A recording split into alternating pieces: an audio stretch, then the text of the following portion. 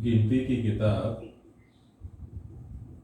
उसका 11वां अध्याय 16 और 17 और 24 से 29 तक के इन वचनों में लेखक ने मूसा के सेवा कार्य का एक प्रसंग का वर्णन किया है और वो बताता है कि ये जो मिस्र देश है, यहाँ से और यहाँ पर हम देखते हैं यरदन नदी है और ये मृत समुद्र है और ये मिस्र देश है। यहाँ से परमेश्वर ने यहूदियों को छुड़ाया और ये जो रेगिस्तान है, यहाँ से होते हुए यरीहो के रास्ते परमेश्वर उन्हें कनान देश में ले आया। ये जो रेगिस्तान का जो सफ़र था, ये करीब करीब 40 वर्षों का सफ़र था। इन 40 वर्षों में परमेश्वर ने उनके लिए बहुत बड़े बड़े चिन्ह चमत्कार किए। जैसे वे मिस्र में थे, गुलामी में थे, वो रो रहे थे, गिड़गिड़ा रहे थे। परमेश्वर ने उनकी पुकार को सुना और चिन्ह चमत्कारों के द्वारा मिस्र की गुलामी से छुड़ाया और इस रेगिस्तान से होते हुए उन्हें कनान में ले आया। इस रेगिस्तान में जब वे थे तब भी वे कुड़कुड़ाते थे, खाने के लिए, पानी के लिए वे कुड़कुड़ाए थे। और कई बार वो ये भी कहते थे कि भले ही हम मिस्र में थे, गुलामी में थे, लेकिन वहाँ हमें भरपूर भोजन मिलता था। तो इनकी लगातार ये जो शिकायत है उसको सुनकर मूसा भी तंग हो गया था और वो भी परेशान हो गया था।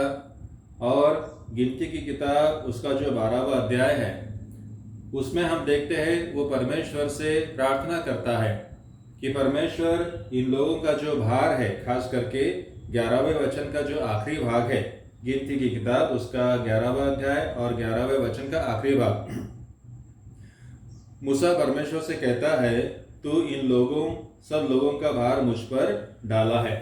वो कहता है कि इन लोगों का जो भार है तूने क्या किया है, मुझ पर डाला है। मूसा ऐसा ही हम पहले देखते हैं निर्गमन की किताब उसका 18वां अध्याय, जब मूसा इन लोगों को मिस्र में से छुड़ा कर ले आया तो सुबह से शाम तक के वो उनका इंसाफ करता था। और निर्गमन की किताब उसका 18वां अध्याय उसमें हम देखते हैं कि उसका जो ससुर था इत्रो, वो उसकी पत्नी और बच्चों को लेकर जब आया तब उसने देखा कि मूसा सुबह से लेकर शाम तक के लोगों का इंसाफ करता है। तो इत्रो ने उसे कहा कि यदि इसी प्रकार तू दिन और रात काम करता रहेगा, लोगों का इंसाफ करता रहेगा, लोगों को इंसाफ तो मिलेगा, लेकिन तुझे समस्या हो जाएगी, तेरी शक्ति क्षीण हो जाएगी और तुझे तकलीफ हो सकती है। फिर इत्रो जो उसका ससुर था उसने उसे सलाह दी और कहा कि तू क्या कर, जो 1000 है, जो 100 है, 50 है और जो 10 है, इन पर तू क्या कर, पुरनियों को, इंसाफ करने वालों को तू क्या कर, नियुक्त कर, ताकि वे क्या करे, 1000 लोगों का इंसाफ करे, कुछ 100 लोगों का इंसाफ करे, कुछ 50 और कुछ 10 लोगों का इंसाफ करे। इससे क्या होगा कि पूरा सब कुछ तुझे करना नहीं पड़ेगा और इससे क्या हो जाएगा, तेरा ये जो भार है, इंसाफ करने की जो जिम्मेदारी है, उसमें तुझे क्या हो जाएगी, इनके द्वारा सहायता हो जाएगी। मूसा ने उस समय अपने ससुर की बात मानी और यहूदियों पर 1000 पर, 100 पर, 50 और 10 पर कुछ पुरनियों को नियुक्त किया ताकि वे क्या करे, इनका इंसाफ करे। और जो बड़े बड़े प्रकरण थे, बड़े बड़े जो केसेस थे, वो मूसा क्या करता था, डील करता था। अब ये इंसाफ की बात हुई, लेकिन यहाँ पर हम देखते हैं व्यवस्था की जो बात है। इंसाफ वो तो करता था, लेकिन तो लोगों की जो व्यवस्था थी, उनके खाने की व्यवस्था, उनके पीने की व्यवस्था, उनके रहने की व्यवस्था, ये सारी व्यवस्था मूसा देखा करता था। लेकिन जब ये लोग मिस्र में से आए हुए यहूदी जो गुलाम थे, वो जो बार बार शिकायत करते थे, तो वो चिढ़कर यहाँ पर परमेश्वर से वो कहता है कि परमेश्वर तूने इन सब लोगों का भार मुझ पर डाल दिया है। और वो 12वें वचन में कहता है, 14वें वचन में कहता है, मैं अकेला इन सब लोगों का भार नहीं संभाल सकता क्योंकि यह मेरी शक्ति के बाहर का है। ये जो लोग हैं, लाखों में ये लोग हैं, इनका जो भार है मैं अकेला नहीं संभाल सकता क्योंकि मेरी शक्ति के बाहर है। तो परमेश्वर को भी ये बात पसंद आई और परमेश्वर ने उसे कहा तू क्या कर, कुछ लोगों को नियुक्त कर जो तेरे पहचान के है, उनको तू चुन और उन्हें तू क्या कर, और जो अपने मिलाप का जो तंबू है वहां पर लेकर आ, और तेरी आत्मा में से मैं कुछ लेकर उन पर उंडेलूंगा। तो मूसा ने क्या किया, यहाँ ये मिलाप का तंबू है जहां परमेश्वर मूसा से बातचीत करता था।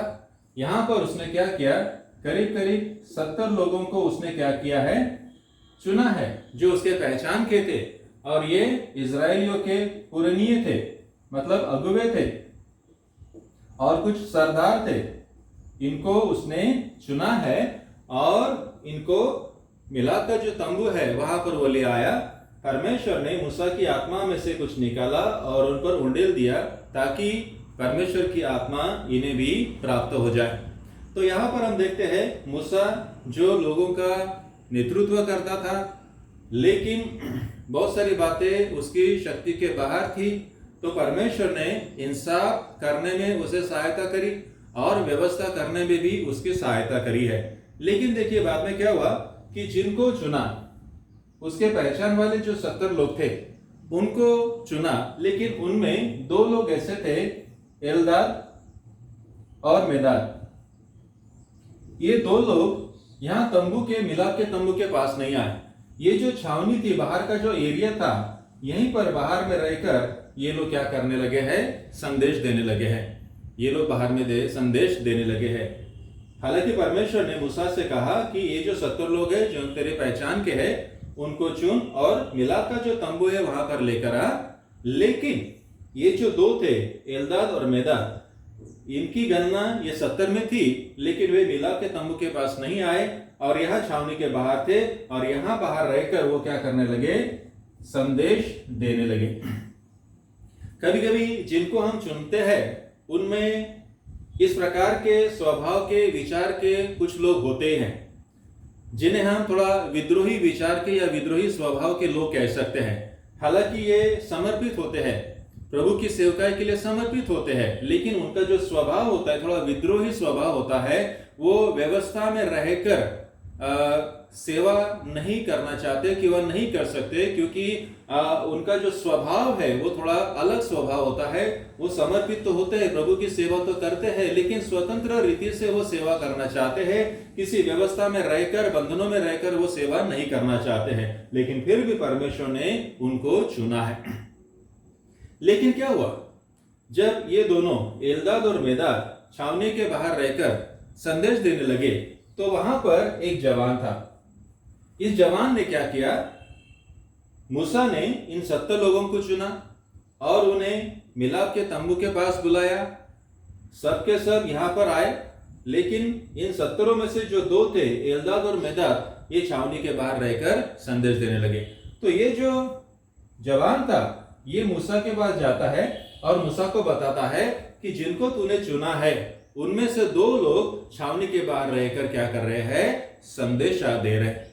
जब ये जवान मूसा के पास इन दोनों के बारे में बोलने लगा तो मूसा के साथ यहोशुआ था जो उसका सेवक था, और मूसा के जो वीर लोग थे, वीर जवान थे, जो सैनिक थे, सेनापति थे, उनमें से ये एक था।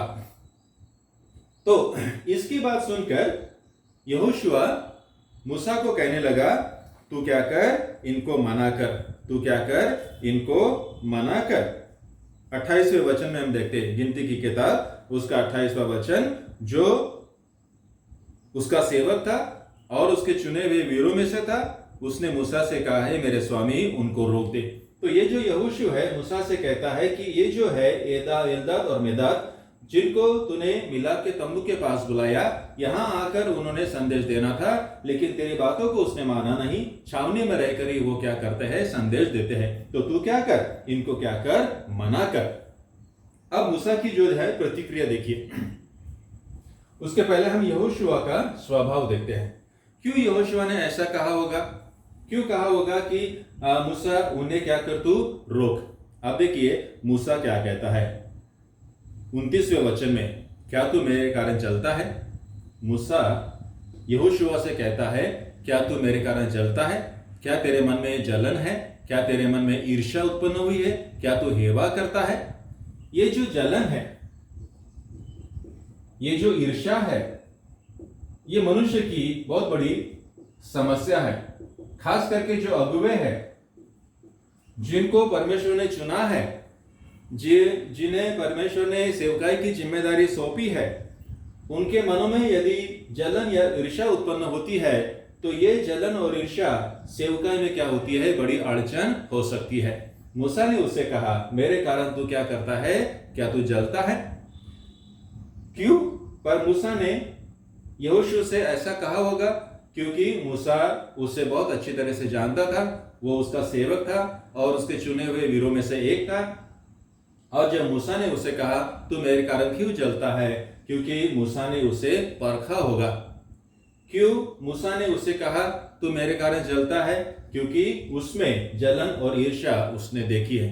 क्यों यहोशुआ जलने लगा, मतलब मनी मन में ईर्ष्या करने लगा, क्योंकि वो मूसा का सेवक तो था और चुने हुए वीरों में से एक था, लेकिन इन जो 70 है, जो मूसा के पहचान के हैं, जिनको मूसा ने चुना है, जो अगुवे और सरदार है, उनमें से शायद हो सकता मूसा ने, हो सकता है यहोशुआ को इनके बीच में नहीं चुना होगा। हो सकता है मूसा ने यहोशुआ को अलग रखा होगा और उसके अलावा जो बाकी के थे उनमें से 70 लोगों को चुना होगा। तो हो सकता है यहोशुआ के मन में कहीं तो भी ये बात आई होगी कि मैं मूसा के साथ हूं, मूसा की सेवा करता हूं, मूसा के वीरों में से एक हूं, तो पर मूसा ने मुझे भी, जिनको चुना है, जो 70 है, उनमें भी मुझे एक बना लेना चाहिए था। तो कई बार ऐसा होता है कि जब हमारा चुनाव नहीं होता, जब हम कुछ काम नहीं कर पाते, जैसे ये संदेश देते थे, तो संदेश देने के लिए मूसा ने उसे नहीं चुना, तो वो क्या करने लगा, ईर्ष्या करने लगा। उसने अपनी ईर्ष्या अपने शब्दों के द्वारा व्यक्त करी है। तो ये जो है ईर्ष्या करना, ये बहुत बड़ी समस्या है। जब हम कुछ नहीं कर पाते, किसी काम को हम नहीं कर पाते और उसी काम को हम किसी और को करते हुए देखते हैं, तो उस व्यक्ति के बारे में हमारे मन में क्या उत्पन्न होती है, ईर्ष्या उत्पन्न होती है, हमारे मन में जलन उत्पन्न होती है। ये बहुत ही सामान्य बात है, ये बहुत ही कॉमन चीज है, लेकिन ये एक बहुत बुरी चीज है। जब हम किसी काम को नहीं कर सकते, उसी काम को दूसरे व्यक्ति को करते हुए जब हम देखते हैं, तो हमारे मन में उसके प्रति क्या होती है, जलन उत्पन्न होती है और हम ईर्ष्या करने लगते हैं।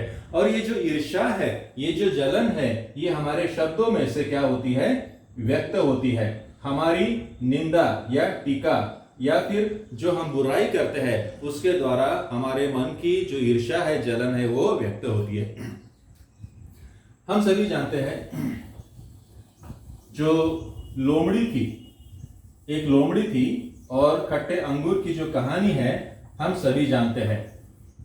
यहां अंगूर की वाटिका है, यहां अंगूर लगे हैं और यहां पर हम देखते हैं एक लोमड़ी है जो यहां पर खाने के लिए गई है, लेकिन वो खा नहीं पा रही। यहां तक कि ये जो अंगूर है वहां तक कि वो नहीं पहुंच पा रही है। जब वो नहीं पहुंच पा रही है, वो अपने पैर पर खड़ी हुई है, लेकिन यहां तक कि नहीं पहुंच पा रही है, अंगूर को नहीं खा रही है, तो वो क्या कहती है, अपनी अयोग्यताओं को कबूल करने के बजाय वो क्या कहती है, नहीं, अंगूर क्या है, बुरे है, अंगूर क्या है, खट्टे है। अपनी असमर्थता कि मैं यहाँ तक नहीं पहुंच पाती, यहाँ तक नहीं पहुंच पाता, इसे मैं नहीं तोड़ सकता, इसे मैं नहीं खा सकता, अपनी अयोग्यता मानने के बजाय वो क्या करता है, नहीं यही बेकार है, ऐसा कहकर वो चला जाता है। कई बार ऐसे स्वभाव के लोग होते हैं। हमारे मन में जब ईर्ष्या उत्पन्न होती है तो ये ईर्ष्या क्या दर्शाती है, हमारी अपनी अयोग्यताओं को दर्शाती है। और हमने क्या करना चाहिए, ईर्ष्या करने के बजाय अपनी अयोग्यताओं को हमने कबूल करना चाहिए। जब मूसा ने यहोशू को नहीं चुना, जिनको 70 लोगों को चुना, उनमें से यहोशू शायद नहीं होगा, और शायद उसे बुरा लगा होगा कि जिनको परमेश्वर मूसा ने चुना है उनमें मुझे नहीं चुना। तो हो सकता है उसके कारण उसके मन में जलन या ईर्ष्या उत्पन्न हुई हो। तो और वो क्या होती है, जलन और ईर्ष्या हमारे शब्दों के द्वारा, बुरे बोलने के द्वारा व्यक्त होती है। तो ऐसा हम ना करें, और जलन और ईर्ष्या, इस पर अगर हमें काबू पाना है, इससे अगर हमें छुटकारा पाना है, तो हम क्या करें, जलन या ईर्ष्या करने के बजाय हम लोग क्या करें, जो लोग उस काम को कर सकते हैं जिसे हम नहीं कर पाते, हम उनको क्या करें, अप्रिशिएट करें, हम उनको मान्य करें। और उससे क्या होता है, हमारे मन के अंदर जलन या ईर्ष्या फिर उत्पन्न नहीं होती है। और जो लोग वो काम कर सकते हैं जो काम हम नहीं कर सकते हैं, उनके लिए हमने क्या करना है, परमेश्वर को धन्यवाद देना है और उन्हें अप्रिशिएट करना है। तो आज का जो लेसन था, आज का जो शास्त्र अभ्यास है, बाइबल स्टडी है, उसमें से हम देखते हैं कि ये जो जलन होती है, जिसे हम ईर्ष्या भी कहते हैं, ये ईर्ष्या हमारी अयोग्यता को नहीं स्वीकारने से उत्पन्न होती है। जब हम अपनी अयोग्यताओं को नहीं स्वीकारते हैं तो क्या होती है, जो काम हम नहीं कर सकते उस काम को करते हुए जब हम देखते हैं तो उन लोगों के प्रति हमारे मन में ईर्ष्या या जलन उत्पन्न होती है। और ये जो है जलन और ईर्ष्या, ये बड़ी समस्या है, और इस समस्या से हमने क्या करना है, छुटकारा पाना है। हम कैसे छुटकारा पा सकते हैं, जो लोग वो काम करते हैं जिसको हम नहीं कर पाते, उनकी हम क्या करें, तारीफ करें, उन्हें अप्रिशिएट करें, और परमेश्वर को हम क्या करें, धन्यवाद दें, ताकि हमारे मन में ये जो जलन और ईर्ष्या हो वो उत्पन्न नहीं हो सके। तो प्रभु परमेश्वर हमें सहायता और मदद करे। यदि हमारे मन में किसी के प्रति जलन और ईर्ष्या है, ये बड़ी समस्या है, और यदि उससे हम छुटकारा पाना चाहते हैं, तो जो लोग काम करते हैं उनके लिए हम परमेश्वर को धन्यवाद दें और हम क्या करें, उनको अप्रिशिएट करें।